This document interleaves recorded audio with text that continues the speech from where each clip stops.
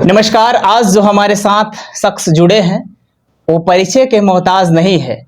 आपको बताएंगे कि जब एक माइग्रेट मजदूर किसी अदर स्टेट में जाता है तो उसका पहला पर्पस ये रहता है कि रोटी और कपड़ा, लेकिन इन्होंने जो मुकाम हासिल किया है दूसरे स्टेट में आके, तो रोटी, कपड़ा, मकान और राजनीतिक में एक अहम भूमिका निभाते हैं। तो आइए बात करेंगे कि उन्होंने अपने जीवन में किस प्रकार से संघर्ष किया, किन चुनौतियों का सामना किए हैं और कैसे आज एक बहुत बड़ा मुकाम हासिल किए हैं। स्वागत है सर हमारे स्टूडियो में। हमारा नाम रामविलास सिंह है।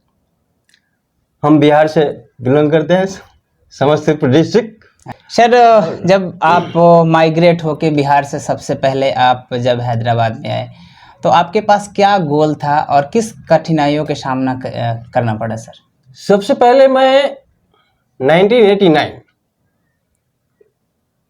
मैं हैदराबाद आया, एक फैक्ट्री में लेबर में ज्वाइन किया। लेबर मतलब तो हेल्पर टाइप में ज्वाइन किए। ऐसे संघर्ष करते करते मैं 96 में एक स्टेज में आया ऑपरेटर के। सबसे पहले जब आए थे सर, उस समय आपकी सैलरी क्या थी जब हेल्पर रैंक से? जब हमारा 250 रुपये था हैदराबाद। 250 रुपये salary? Only 250 rupees. 250 rupees monthly? Monthly. फिर क्या कठिनाई जब अदर स्टेट पे आप 92 की बात कर रहे हैं तो उस समय सुविधा भी नहीं था, तो किन कठिनाइयों का आपको हैदराबाद में सामना करना पड़ा? कठिनाई बोलो तो उस टाइम में जो मतलब जैसा कि समझ लीजिए कि उस टाइम में 10 रुपये चावल था।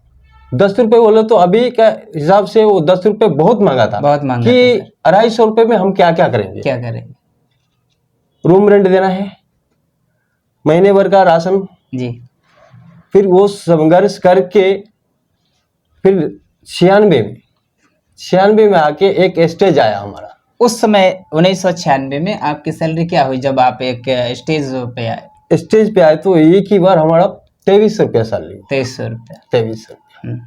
2300 से होके फिर बढ़ते बढ़ते 2005 में 4600 रुपया। 4600 रुपया? 4600 रुपया बोले तो समझ लीजिए कि 2003 में एक गरीब मजदूर था जो छपरा का रहने वाला था, उनको 4 बेटियां थी। तो यहीं पर एक कंपनी है, मिर्ची कंपनी, जिसमें वो बोरे के अंदर दब के उनका देहांत हो गया। तो यहाँ का लीडर तो बड़े बड़े थे। उस टाइम हमको उतना नॉलेज नहीं था। 2003 में? 2003 तो मैं उनको सिफारिश किया कि ऐसा ऐसा हो गया है, गरीब आदमी है, उसको 4 बच्चे हैं, उसको क्या किया जाए, उसको कुछ मजदूरी कंपनी से दिलाया जाए। तो उसका जो डेड बॉडी था वो गांधी हॉस्पिटल से लेके उधर रखने भी नहीं दिए कंपनी के पास। फिर हम अपने घर पे रखवाए। घर पे रखवा के फिर बात कर लेके उनको बोले कि यहाँ आइए, जो भी होगा इनका परिवार को दिलाया जाए कंपनसेशन। हाँ। तो बोले कि ठीक है हम आ रहे हैं। हम लोग एक 50 बिहारी बच्चे लोग काम वाले लेबर टाइप का वहाँ जमा हो गए। फोन किए तो आ रहे हैं। ठीक है, वो छोड़ दिए। फिर दूसरा बार फोन किए, फिर ठीक है आ रहे हैं, आधे घंटे में आ रहे हैं। तीसरा बार फोन किए तो हम नाराज हो गए उनसे। कंपनी का सिस्टम से या नहीं, अपना जो बिहारी का लीडर था। बिहारी का लीडर। उस समय कौन थे सर बिहार के लीडर? वो अभी दुनिया में नहीं है। ठीक है। तो फिर तीसरा बार में हम अलग स्टेप ले लिए कि अगर उनसे नहीं होगा, वो आ रहे हैं तो हम क्या करेंगे, जबकि डेड बॉडी यहाँ रोड पे रखे हुए हैं। हाँ। इसको अंतिम संस्कार भी करना है। शाम को 6 बजे था। इसके बाद में हम स्टेप ले लिए कि नहीं, जो भी है हम डायरेक्ट कंपनी का ओनर से बात करेंगे। हाँ। बात किए तो ओनर ने क्या किया, उस टाइम में 1.5 लाख रुपए दिया। 1.5 लाख? 2003 की बात कर रहे हैं? हाँ। मतलब आपकी संघर्ष के बदौलत उस परिवार को 2003 में 1.5 लाख रुपए मिला।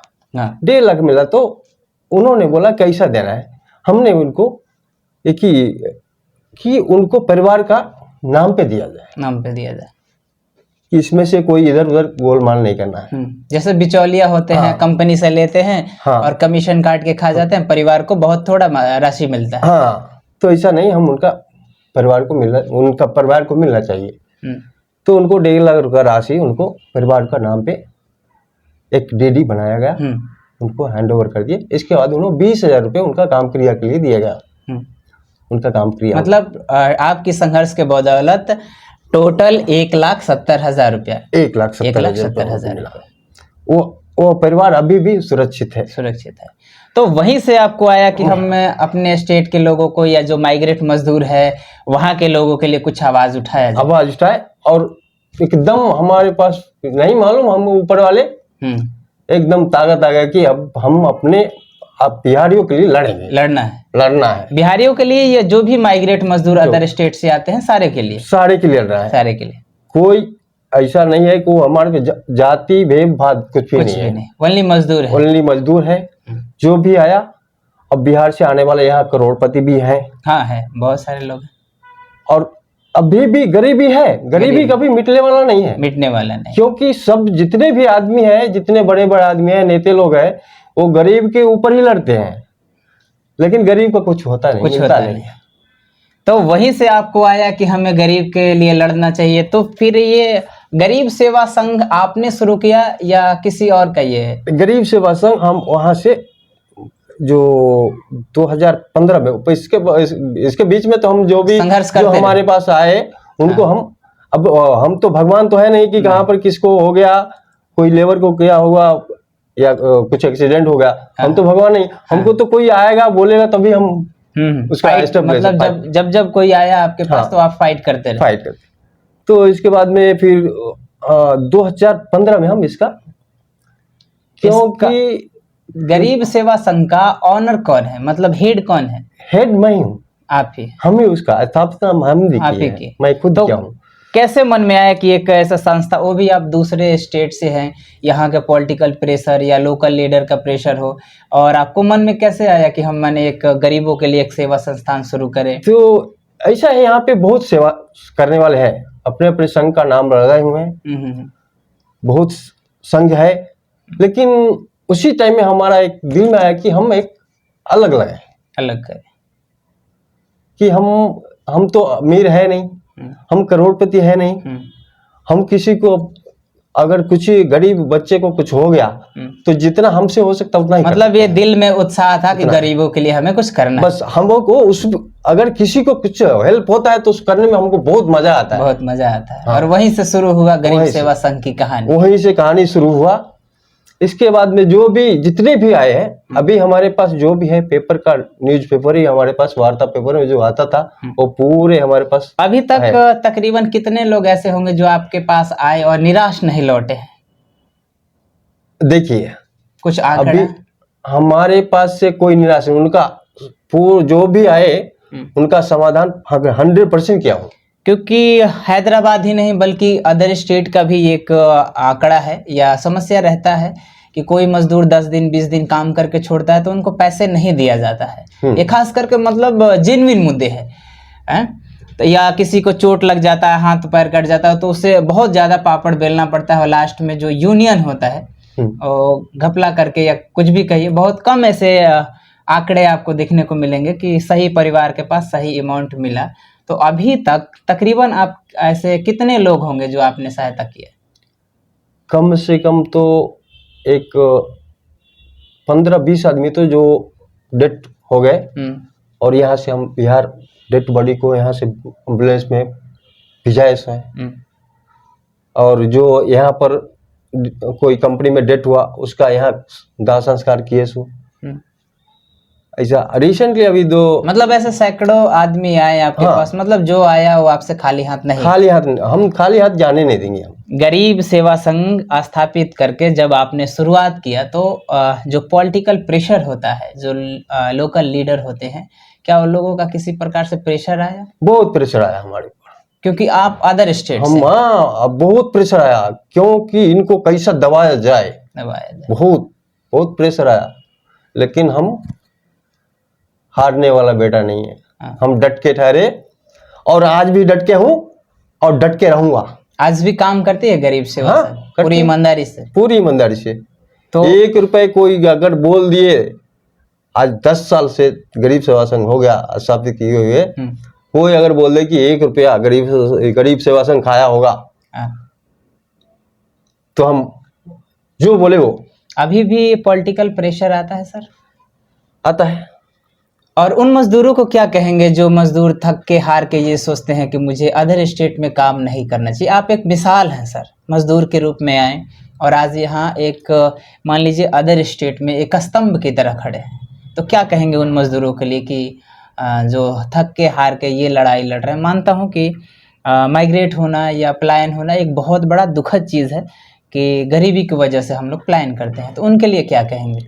देखिए, पलायन होना तो अब अभी जैसा बिहार से अदर स्टेट में आते हैं तो कमाने के लिए आते हैं, और कमाने के लिए आए तो अब यहाँ क्या है, हर जगह हर एक स्टेट में ऐसा नहीं है, कोई स्टेट नहीं है कि बिहारियों को धमकाया गया होगा या मारा हो गया होगा। हर जगह हर एक स्टेट में हर ऐसा जगह होता है, हर तमाम जगह सोशल होता मीडिया है। पे हमेशा से आते रहता है। और जो भी कंपनी में बिहारी एम्प्लॉय है उसको कोई वैल्यू नहीं है, वैल्यू नहीं है, आज भी वैल्यू नहीं है। आज भी वैल्यू नहीं है, और यही कह के बुलाया जाता है कि बिहारी। बिहारी सर, ये क्यों होता है? अदर स्टेट के जो माइग्रेट मजदूर हैं उनको कुछ इस तरीके से नहीं बुलाया जाता, लेकिन बिहारी जो है, अगर अदर स्टेट का भी अगर कोई रहता है ना तो उसको बिहारी शब्द सर गाली की तरह यूज किया जाता है।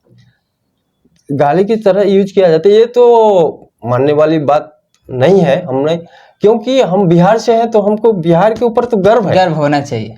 हमको गर्व है कि हम बिहार से हैं, और ये भी है कि हाँ, बिहार से आके भी हम एक अदर स्टेट में डर नहीं है हमारे पास। आप पिलर की तरह खड़े हैं सर, एक आदर्श हैं यहाँ बिहारी मजदूरों के लिए। और हम हर एक बिहारी को, हर एक बिहारी स्टेट जो आए हैं यहाँ पे हैदराबाद में, और जो नौकरी कर रहे हैं, या चाहे 10,000 हो या 5,000 का हो, हालांकि 10,000 से कम का नौकरी नहीं है हैदराबाद में भी, अभी 10,000 का कम, उससे कम का नहीं है, लेकिन फिर भी गरीब हैं, जो कि 10,000 में अभी क्या हुआ, 10,000 में अब रूम रेंट 5,000 है।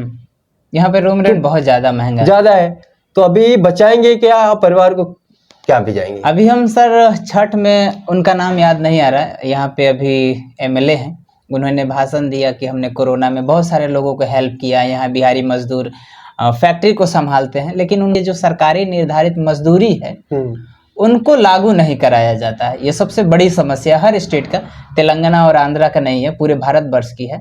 तो उसके लिए आप लोग क्या करेंगे सर? अब देखिए, अब यहाँ का जो बड़े बड़े नेता हैं वो बिहारी के लिए कुछ भी नहीं कर रहे। बिहारी नहीं, और भी जैसे अदर स्टेट से प्लान होके आए हुए हैं, तो क्या उनको चाहिए नहीं कि ये चीज लागू कराया जाए? करना चाहिए, करना चाहिए।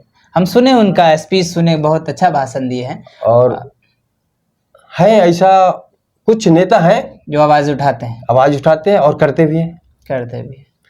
जो जैसा अब ये हमारा प्रेजेंट एमएलए है, एमएलए विवेकानंद जी, अच्छे काम करते हैं, अच्छे एजुकेटेड हैं, उनको हम बिहारियों को लिए सपोर्ट करते हैं, सपोर्ट करते हैं। भेदभाव नहीं है, नहीं, कुछ किसी से नहीं, बहुत बेहतरीन। ऐसे ही चाहिए कहीं कभी नेता की, जो उसके स्टेट में अगर कोई माइग्रेट मजदूर होके आता है तो उनके लिए संभवतः हो सके जो लेवल हो, जो काम हो या पैरवी हो, जो भी हो, करना चाहिए।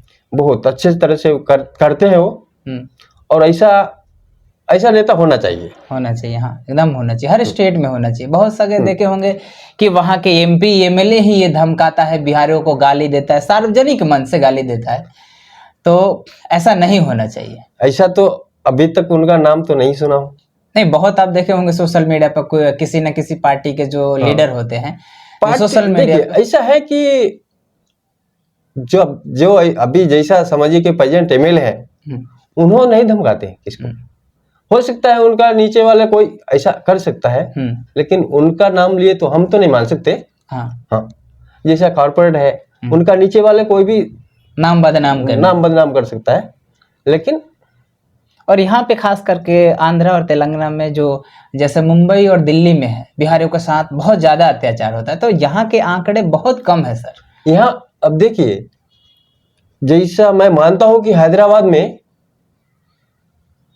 100 में 10% बिहारी के ऊपर कुछ होता या होगा, उससे भी कम, बहुत कम यहाँ धांधली बिहारियों के साथ। 10%। जैसे बिहार के जो दिल्ली में है या मुंबई में अभी देख रहे हैं, भाषा के नाम हाँ। पे हमेशा पीटा जा रहा है बिहारियों को। तो भाषा एक कनेक्शन का, जैसे हम अभी हिंदी में हम और आप बात कर रहे हैं, तो हम दोनों को हिंदी आता है, अभी भोजपुरी में बात करेंगे, इसका मतलब है कि हम दोनों को भोजपुरी आता है। जैसे आपको जो भाषा आता है, जरूरी नहीं है कि हमें भी आना चाहिए, लेकिन उस पर प्रेशर करके आप देखे होंगे ज़्यादा करके खास भाषा का इशूज जो है महाराष्ट्र में है। हाँ। और वहाँ के लोग ये भी कहते हैं कि हम फलाना राष्ट्र बनाएंगे। मैं राष्ट्र का नाम नहीं ले रहा हूँ क्योंकि लोगों को बुरा लगता है, लेकिन एक माइग्रेट मजदूर जो है कहीं भी माइग्रेट होकर जाता है तो उसका समस्या यही है कि उसे वहाँ पे मारा जाता है। लेकिन सबको चाहिए कि हमें वहाँ मान सम्मान मिले और हम ईमानदारी से काम करें सर। अभी जैसा महाराष्ट्र में मारा गया, पीटा गया, कि महाराष्ट्र बोले तो मराठी बोले तो यहाँ रहना है, रहना है। हाँ, महाराष्ट्र में रहना है तो मराठी बोलना है। हाँ, अब यहाँ तो ऐसा नहीं हुआ है कि हैदराबाद में रहना है तो तेलुगु बोलना पड़े। हाँ, यहाँ पे हम नहीं देख रहे हैं कि किसको भी भाषा के नाम पे छोटी मोटी जो नोक झोंक है, झगड़ा है, होते रहता है, हर स्टेट में होता है, ऐसा नहीं है कि नहीं होता है। लेकिन यहाँ जो भाषा के नाम पे है या क्षेत्रवाद के नाम पे बहुत कम है, शोषण नहीं है। नहीं। यहाँ जो भी है कहीं भी, अब जैसा ये कुतुबुल्लापुर कंस्टिट्यूंसी है, जैसे हैदराबाद तेलंगाना स्टेट लेवल में भी कहीं पे तो इतना नहीं हुआ है। जब आप यहाँ पे माइग्रेट होके सर आए थे, उस समय का समस्या और आज की समस्या में क्या अंतर है? बहुत डिफरेंस है। जैसे बहुत क्या कुछ बताएंगे? मतलब जैसी, अब देखिए हर चीज का तो रेट बढ़ ही गया। हम हैदराबाद में आए थे, उस टाइम में पेट्रोल का रेट, डीजल हम 6 रुपये लाते थे जब गाड़ी चलाते थे 2003 में, 96 में 6 रुपये लीटर था। 6 रुपये लीटर पेट्रोल 17 रुपये लीटर था। वो हिसाब से अभी देखा जाए तो कितना महंगा। और भी जैसे सर सरवाइव करने के लिए, जैसे रूम का, खाना का, ये और कंपनी में काम मिलने का, उस समय जो समस्या रहा होगा, जैसे आज बहुत लोग को क्या होता है, सिलेंडर मिल जाता है, रूम मिल जाता है, इजीली मिल जाता है, तो वो जो समस्या है, या काम मिल जाता है किसी कंपनी में, उस समय कितनी समस्या रही होगी? उस समय तो काम जल्दी नहीं मिलता था, और मिल जाता था तो अभी समझिए कि उस टाइम में गैस नहीं था। क्या किरोसिन पे चलता था, जिसको स्टोव किरोसिन। बहुत लोग स्टोव नहीं देखे होंगे, मारने वाले। पंप मारने वाले। और एक बत्ती वाला भी चलता था, बत्ती वाला। हाँ, तो उस स्टोव पे खाना बनाते थे।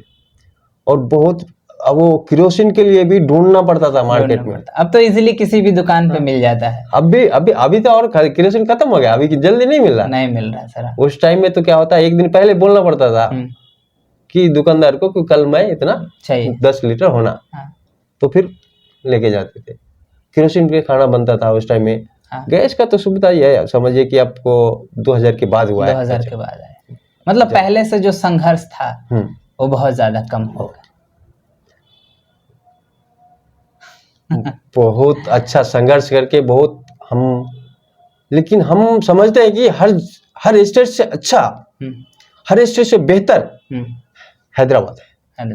कहीं भी काम हर जगह है, होटल हो चाहे कोई भी काम हो, हर जगह काम मिलता है। अगर कोई मजदूर ऐसा हो जो आपसे मदद चाहता है तो सीधा संपर्क कर सकता है आपसे, डायरेक्ट 24 आवर सर्विस, कभी भी। तो ये सर थे, परिचय के मोहताज नहीं है। सोचिए कितना कठिनाई झेलने के बाद अगर दूसरा कोई व्यक्ति अदर स्टेट में जाके एक स्तंभ बनता है तो एक मिसाल है। ये वीडियो कैसा लगा आप जरूर बताइएगा। और बिहार के तौर पे जिस प्रकार से लोगों का ये सेवा करते हैं, निस्वार्थ सेवा, अगर किसी भी मजदूर को, किसी भाइयों को अगर इनसे हेल्प चाहिए तो आप 24 आवर इनसे संपर्क कर सकते हैं। संपर्क नंबर मैं आप इस फोन में दे दूंगा, आप कभी भी किसी भी समय इनको कॉल कर सकते हैं। ये वीडियो कैसा लगा, बातचीत कैसा लगा, अगर कोई भी सुझाव हो तो आप कमेंट्स के जरिए दे सकते हैं। धन्यवाद।